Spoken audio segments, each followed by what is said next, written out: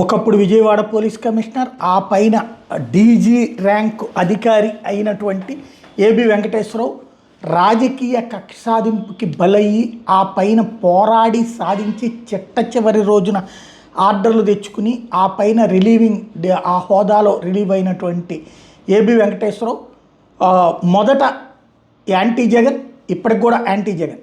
But ఆ తర్వాతన ఈ ప్రభుత్వం అధికారంలోకి వచ్చాక కొన్ని స్టేట్మెంట్లు ఇచ్చి ఇప్పుడు రాజకీయాలకు అతీతంగా అవినీతి వ్యతిరేక పోరాటం వైపుకి అడుగులు వేశారు. ఒకప్పుడు ఒక జేపీ గారికి, జేడి లక్ష్మీనారాయణ గారికి ఎట్లాంటి కాన్సెప్ట్ వచ్చిందో ఇప్పుడు అట్లాగా ఈయన ఒక టీముని ఫామ్ చేసి ముందుకు వెళ్ళేటటువంటి ప్రయత్నం చేస్తున్నారు మరికొంతమందితో కలిసి. అందులో భాగంగానే తాజాగా ఒక విధానాన్ని, అంటే ఒక టీముని ఏర్పాటు చేసుకున్నటువంటి ఇష్యూ. అందులో ప్రధానమైనటువంటిది ఏంటయ్యా అంటే ఎవరైతే అవినీతి పరులకు సంబంధించినటువంటి ఇష్యూస్ని హైలైట్ చేసుకొస్తున్నారు. విద్యుత్ శాఖకి సంబంధించినటువంటి భారీ అవినీతి టెండర్ మోసాల మీదన ఒక సంతోష్ రావు అనే మాజీ సీఎండీకి సంబంధించినటువంటి మాజీ హెడ్కి సంబంధించినటువంటి అంశాన్ని హైలైట్ చేస్తూ పూర్తి ఆధారాలతో ఇవాళ కంప్లైంట్ ఇచ్చుకొచ్చారు. ఇప్పుడు ఏబి వెంకటేశ్వరరావు గారితో పాటుగా కొంతమంది టీం సెంటర్ ఫర్ లిబర్టీ అనేటటువంటి ఒక సంస్థని ఏర్పాటు చేసుకున్నారు. అందులో ఏబి వెంకటేశ్వరరావు గారు, నల్లమోతు చక్రవర్తి గారు, అలాగే డాక్టర్ బాబు సింగరి, నలగంపల్లి సురేష్, వీళ్ళందరూ కలిసి ఇవాళ ఏపీ ఎస్పీడీసీఎల్ చైర్మన్ని కలిసి తిరుపతిలో పిటిషన్ని సమర్పించారు. 40,000 కోట్ల విలువైనటువంటి ట్రాన్స్ఫార్మర్ల కొనుగోలులో అవకతవకలు జరిగినాయని, టెండర్లలో మోసాలు జరిగినాయని, అధిక ధరలు టెక్నికల్ స్పెసిఫికేషన్ల ఉల్లంఘనకి పాల్పడ్డారంటూ ఆధారాలను ఇచ్చారు. తర్వాత ప్రెస్కు కూడా చెప్తామన్నటువంటి ప్రకటన చేసుకొచ్చారు.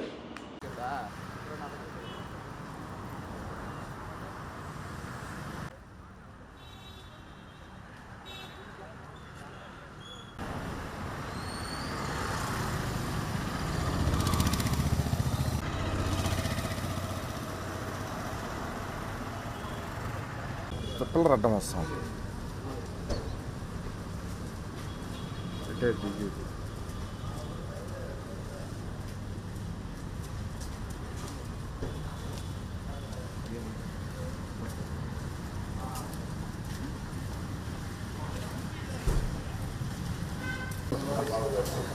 అవుతుంది, తప్పదు.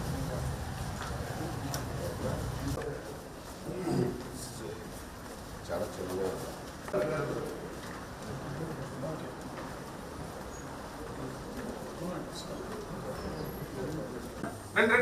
అందరూ బయట రండి. Sir sir Amar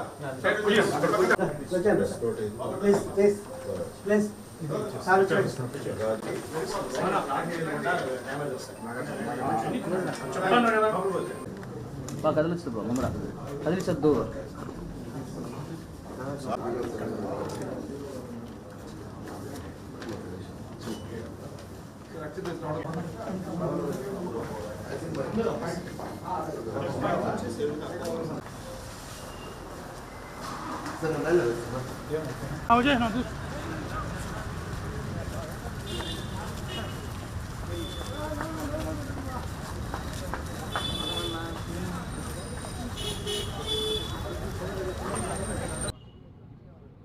centre for Liberty వ్యవస్థాపకులు నల్లమోతు చక్రవర్తి గారు బ్రీఫ్గా ఇవాళ జరిగిన విషయం గురించి వివరిస్తారు. చక్రవర్తి గారు. ఈరోజు ఏపీఎస్ఎల్డిసి చైర్మన్గా వారం క్రితం బాధ్యతలు తీసుకున్న శివశంకర్ లోతేటి గారిని కలవటం జరిగింది. తిరుపతిలోని ఏపీఎస్పీడీసీఎల్ ఆంధ్రప్రదేశ్ రాష్ట్రంలోనే ఒక అవినీతి సామ్రాజ్యంలా గత కొన్ని సంవత్సరాలుగా విద్యుత్తులో అవకతవకలు పాల్పడుతూ వచ్చింది. దానికి సంబంధించిన సంపూర్ణ ఆధారాలు ఆయనకు అందజేశాం. అందులో గత ప్రభుత్వంలో, ప్రస్తుత ప్రభుత్వంలో విద్యుత్ పరికరాలలో జరిగిన అవినీతికి సంబంధించిన ఆధారాలు ఆయన ముందుంచడం జరిగింది. దాంతోపాటు చాలా వివరాలు, అధికారిక వివరాలు, ప్రజలకు అందాల్సిన వివరాలు ఏపీఎస్పీడీసీఎల్కి ఆర్టీఐ రిక్వెస్ట్లు ఎన్ని పంపినప్పటికీ చట్టపరంగా వాళ్ళు ప్రజలతో పంచుకోవాల్సిన వివరాలు ఏవి ఇవ్వట్లేం లేదు. ఆయన్ని కోరటం జరిగింది. మా ఆర్టీఐ రిక్వెస్ట్లకి ఏపీఎస్పీడీసీఎల్ సమాధానం చెప్పాల్సిన బాధ్యత ఉంది. ఆయన ఈ మధ్య పదవిలోకి వచ్చారు కాబట్టి కాస్త సమయం తీసుకొని తప్పకుండా స్పందిస్తామని చెప్పారు. Thank you. రేపు ఉదయం 11 గంటలకి ప్రెస్ క్లబ్లో ఇదే విషయం మీద రౌండ్ టేబుల్ కాన్ఫరెన్స్ ఆర్గనైజ్ చేస్తున్నాం. దయచేసి మీరు అందరూ అక్కడికి వచ్చి ఈ విషయం మీద మరిన్ని వివరాలు సమగ్రంగా ఈ కుంభకోణాల గురించి చర్చ జరుగుతుంది. రేపు ఉదయం 11 గంటలకి మీరు అందరూ వచ్చి దాన్ని ప్రజల ముందు ఉంచాల్సిందిగా కోరుతున్నాను. సార్ స్పెసిఫిక్ గా చెప్పారు, దాంట్లో 40,000 కోట్లు అని చెప్పి మెన్షన్ చేశారు. అంటే దేంట్లో అవినీతి జరిగింది అది చెప్పండి. పరికరాల కొనుగోళ్లు అనేది హెడ్డింగ్. పరికరాల కొనుగోళ్లలో జరిగింది. ఇది ఎలా జరిగింది అన్నది రేపు రౌండ్ టేబుల్ కాన్ఫరెన్స్లో వివరంగా చెప్తారు. ఆధారాలు ఏ విధంగా సేకరించారు సార్ మీరు? ప్రస్తుతానికి అనధికారికంగానే ఆధారాలు సేకరించాం. అధికారికంగా ఆధారాలు అడిగితే ఆర్టీఐ రిక్వెస్ట్లు ఎన్ని పెట్టినా కానీ సమాధానాలు చెప్పడం. కాబట్టి ఇంకొకసారి వారిని రిక్వెస్ట్ చేసాం, బాబు దానికి సమాధానం చెప్పండి, మీకు చట్టం ఉంది కదా, అధికారికంగా మీరు ఇవ్వాలి కదా, కొంచెం ఇవ్వండి అని చెప్పాం. ఆయన ఈ మధ్యనే వచ్చారు కాబట్టి కొంత టైం తీసుకుని పరిశీలించి ఇస్తాము అని చెప్పారు. మీరు ఆధారాలు సేకరించారు కాబట్టి ఎవరెవరి పాత్ర ఇందులో ఉందనుకుంటున్నారు సార్? ప్రధానంగా రేపు వివరంగా మాట్లాడుకుందాం బ్రదర్. ఇప్పుడు కలిసారు కదా, శివశంకర్ గారు ఏ విధంగా స్పందించారు మీ వినతిపత్రం? శివశంకర్ గారు చాలా సానుకూలంగా స్పందించారు. నేను కొత్తగా వచ్చాను కాబట్టి అన్నీ పరిశీలించి మీరు చెప్పిన వాటి అన్నిటి మీద ఏమేమి చర్యలు తీసుకోగలనో అన్నీ తీసుకుంటాను అని చెప్పారు. వారికి ఆ సమయం ఇవ్వాల్సిన అవసరం కూడా ఉంది. ఇంకేదైనా క్వశ్చన్లు ఉన్నా కానీ మీరు అడగచ్చు. బాధ్యతగా ప్రజలకు ఏం చెప్పదలుచుకున్నారు? ఇంత ఈ స్థాయిలో అవినీతి జరిగింది కాబట్టి మీ తరఫున, మీ లిబర్టీ తరఫున ప్రజలకు ఏం చెప్పదలుచుకున్నారు?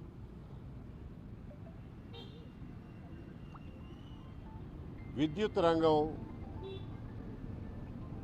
రాష్ట్ర ప్రజల్లో ప్రతి ఒక్కళ్ళని టచ్ చేసే రంగం. విద్యుత్ లేకుండా బతికే వాళ్ళు ఎవ్వరూ లేరు, ఒక్కళ్ళు కూడా లేరు ఈ రోజున.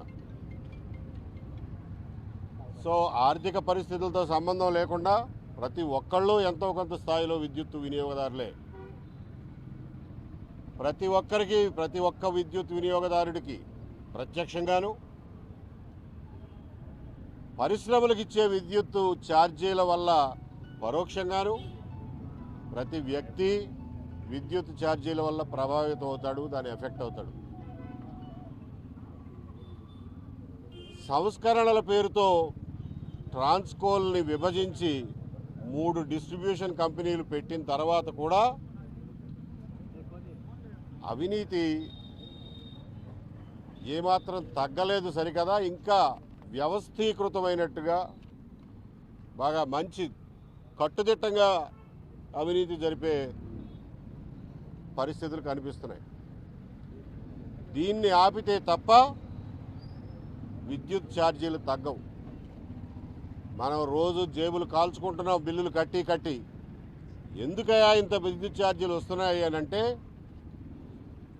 చాలా వరకు అందులో చాలా భాగం అవినీతి కారణంగా ఇంత బిల్లులు వస్తున్నాయి. ప్రణాళికల లోపం, ముందు ప్లానింగ్ లేకపోవడం, పీక్ లోడ్ మేనేజ్మెంట్లో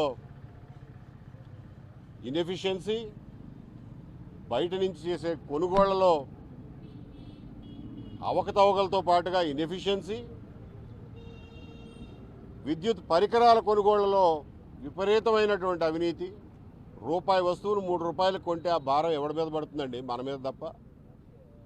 ఈ ఆఫీసర్లు ఏమైనా కడతారా? ప్రభుత్వాలు ఏమైనా కడతాయా? ఆ ఎక్స్ట్రా 2 రూపాయలు మనమే కట్టేది. ఇవాళ కాకపోతే 5 ఏళ్ల తర్వాతైనా వసూలు చేస్తారు. నేను అందుకే అన్నది, కర్మను తప్పించుకోగలమేమో కానీ కరెంటు బిల్లులు తప్పించుకోలేము.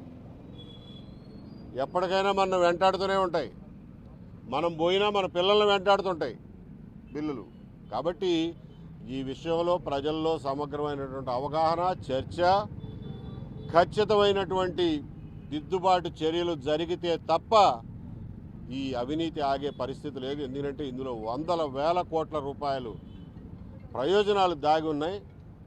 ఇవి కంపెనీలు, ప్రభుత్వాలు ఎవరెవరు పంచుకుంటున్నారో తెలియదు, కానీ అవన్నీ ఎవరన్నా ఇన్వెస్టిగేట్ చేస్తే కదా తెలిసేది. కాబట్టి ముందు ప్రజలకు సంబంధించినంత వరకు ఎవడు తింటే మాకెందుకు, జేబులు చిల్లులు పడేది మాకు.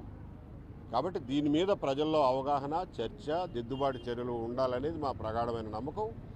దానికోసమే చాలా కష్టపడి చక్రవర్తి గారు ఎంతో రీసెర్చ్ చేసి రాత్రి మవళ్ళు కష్టపడి ఈ విషయాల్ని సేకరించి ఒక కేసును ఎస్టాబ్లిష్ చేశారు. దాన్ని దాదాపు నెల 15 రోజుల నుంచి మేము ప్రజల ముందు పెట్టాం. 2-3 ప్లాట్ఫారాల మీద నుంచి దీని గురించి మాట్లాడాం. ఇంతవరకు ఎటువైపు నుంచి ఎక్కడా స్పందన లేదు. సంతోషరావు గారి పేరు చెప్పి మరీ చెప్పాం. ఆయన హయాంలోనే ఈ అవినీతి మొత్తం మొదలైంది, తేదీలతో సహా చెప్పాం. మేము చెప్పిన దాని ఫలితమో లేకపోతే యాదృచ్ఛికంగా జరిగిందంటే మాకేమి ఇబ్బంది లేదు. సంతోషరావు గారిని అయితే ఇప్పుడు దాకా ఎక్స్టెన్షన్ల మీద నడిపించి 3 ఏళ్ల నుంచి ప్రస్తుతానికి రిలీవ్ చేశారు. అంతవరకు కొంత ఉపశమనం. పాత ఆల్రెడీ మన దగ్గర వసూలు చేసేసిన సర్ఛార్జీల నుంచి ఒక 900 కోట్లు మన దగ్గర ఎక్కువ వసూలు చేసేసారు. ఆ డబ్బుని తిరిగి చెల్లించడానికి 6 వాయిదాలు పెడుతున్నారు. యూనిట్కి 13 పైసలు చొప్పున 6 నెలల్లో మళ్ళీ తిరిగి చెల్లిస్తామని అంటున్నారు. అదైనా ఎంతో కొంత ఉపశమనమే. ఈ రకంగా ప్రభుత్వం దిద్దుబాటు చర్యలు చేసుకుంటే ప్రజలుగా మనకేమి అబ్జెక్షన్ లేదు, అభ్యంతరం లేదు. ఈ అవినీతికి పాల్పడిన వాళ్ళ మీద యాక్షన్ తీసుకోండి. సో దట్ తర్వాత అయినా వాళ్ళకి కొంచెం భయం అన్నా ఉంటుందిగా. ఏమీ లేకుండా తిన్నోడు తిని పారిపోతే తర్వాత ఇవాళో రేపో 5 ఏళ్లకో డబ్బులు కట్టాల్సింది మనం. కాబట్టి దీని మీద ఖచ్చితమైనటువంటి చర్యలు తీసుకోవాలని ప్రభుత్వాన్ని కోరుతున్నాం. ఇవాళ ప్రత్యక్షంగా వారికి వినతిపత్రం ఇచ్చి మరీ కోరాం. దీని మీద సమగ్రమైన వివరాలతో రేపు ప్రెస్ క్లబ్లో రౌండ్ టేబుల్ కాన్ఫరెన్స్ అరేంజ్ చేశాం. అన్ని పొలిటికల్ పార్టీస్ని ఆహ్వానించాం. వచ్చిన వాళ్ళు వస్తారు, వాళ్ళతోనే చర్చించి మీడియా ముందు మీ ద్వారా ప్రజలకి అన్ని వివరాలు తెలియజేస్తాం. సార్ ఇప్పటిదాకా ఎన్ని ఆర్టీఐలు అప్లై చేశారు? దాని మీద అప్పీల్కి ఏమైనా వెళ్ళారా సార్? ఆర్టీఐలు అప్లై చేసాం, డజన్ ఆర్టీఐలు అప్లై చేసాం, 12 ఆర్టీఐలు అప్లై చేసాం. దాని మీద ఫస్ట్ అప్పీల్కి వెళ్ళాం, సెకండ్ అప్పీల్కి కూడా వెళ్ళాం. ఇప్పటి వరకు స్పందన శూన్యం. ఈ అవినీతి అనేది ఎస్పీడీసీలో మాత్రమే జరిగిందా? వేరే డిస్ట్రిక్ట్లో వేరే వాటిలో కానీ? మాకు తెలిసిన సమాచారం ప్రకారం ఎస్పీడీసీఎల్లో జరిగింది. ఎస్పీడీసీఎల్లో జరిగిన అవినీతిని ఒక నమూనాగా తీసుకుని మిగిలిన డిస్ట్రిబ్యూషన్ కంపెనీల్లో కూడా అమలు చేయడానికి ప్రయత్నాలు చేశారు. కొన్నిట్లో సఫలీకృతమయ్యారు, కొన్నిట్లో కాల. ఇది ఎవరో ప్రశ్నించకుండా ఇలాగే నడిస్తే సంతోషరావు గారు ఇక్కడే ఉండేవాళ్ళు. ఈ అవినీతి ఇలాగే జరిగేది. జరగడమే కాదు, వైరస్ లాగా మిగిలిన డీసీఎల్ కూడా ఇది పాకేది. సేకరించిన ఆధారాలు కేవలం బాగా ప్రశ్నించారు ప్రతిపక్షంలో ఉన్నప్పుడు. ఇప్పుడు వాళ్ళు కీలక స్థానాల్లో ఉన్నారు, వాళ్ళకి తెలియదా ఇంత అవినీతి? మేము మమ్మల్ని అడిగితే ఏం చెప్తాం? సార్ మీరు సేకరించిన ఆధారాలు కేవలం ఎస్పీడీసీకి సంబంధించి టోటల్ 3 డిపార్ట్మెంట్ తీసుకుందాం. మా దగ్గర ప్రొక్యూర్మెంట్కి సంబంధించి ఎస్పీడీసీఎల్కి సంబంధించినటువంటి ఖచ్చితమైనటువంటి ఆధారాలు ఉన్నాయి. వాటిల్లో కొన్ని ప్రొవిజన్స్ని మిగిలిన డీసీఎల్లో కూడా వాడుకున్నారు. ఎప్పటి నుంచి? కేవలం 3 ఏళ్ళ వరకే ఆధారాలు? 2 వివరాలు రేపు చెప్తాం, కానీ మీరు ఇన్సిస్ట్ చేస్తున్నారు. కాబట్టి 2023 నుంచి బాగా పెద్ద ఎత్తున స్టార్ట్ అయిందండి. ఇది అంతకు ముందు కూడా ఉండేది, కానీ కొంత తక్కువ స్థాయిలో ఉండేది. 2023 నుంచి బట్టబయలు అయిపోయింది. అంటే రాజకీయ పార్టీ నాయకులు పిలుస్తున్నారా రౌండ్ టేబుల్ మీటింగ్కి, లేకపోతే అందరూ రావచ్చు, ఎవరైనా రావచ్చు, మేము ఆహ్వానిస్తారు? మేము రికగ్నైజ్డ్ రాజకీయ పార్టీలని, ప్రజా సంఘాలని పిలిచాం. వాళ్ళ వరకు వస్తే చాలు. ఎవరైనా ప్రజల నుంచి ఎవరైనా వచ్చి మా దగ్గర సమాచారం ఉంది ప్రజలకు చెప్పాలి అని అంటే మాకేమీ అభ్యంతరం లేదు, వాళ్ళని వెల్కమ్ చేస్తాం.